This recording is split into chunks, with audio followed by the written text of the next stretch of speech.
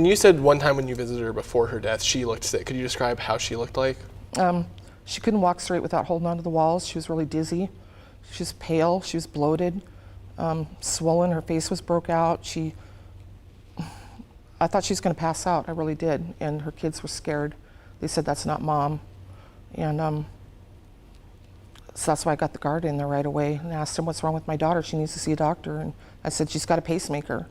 And at that point, he said, "I don't know. Why don't you go talk to the sergeant about it?" And he shut the door, and then he came back a couple minutes later and said, "Your visit's ended." They ended our visit early. So we didn't know if we'd see her again or not. She was in pretty bad shape.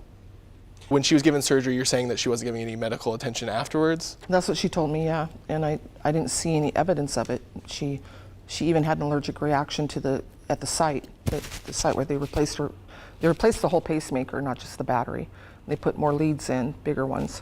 And she was having problems with the site, and she asked for help with that there. And they looked at it through a window, and she was fine, and they said, and walked away. So when you were contacted by personnel about your daughter's passing, what did they give as the reason for the cause of death? Possible drug overdose.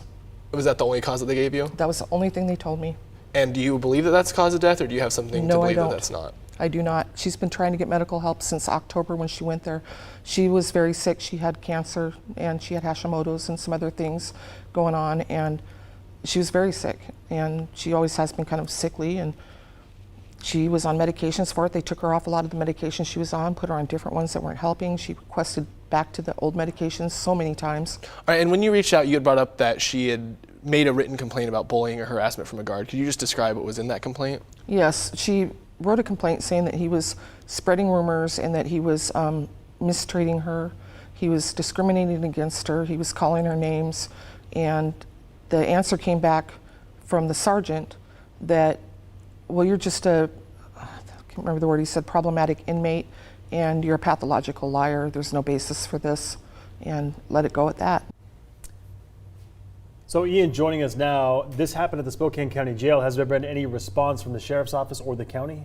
Yeah, so the Spokane County Sheriff's Office actually declined to comment because of their policy prohibiting comment on any ongoing investigations.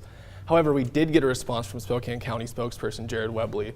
He says that state law prohibits answering questions about the inmate in particular, but he did say that when it comes to the issue of drugs entering the jail, it's the strength of the drugs, not the number of drugs coming in that's causing overdoses, and that drugs smuggled in through inmates' mail and packages are common across the country, and that Spokane is actually working to lessen this issue.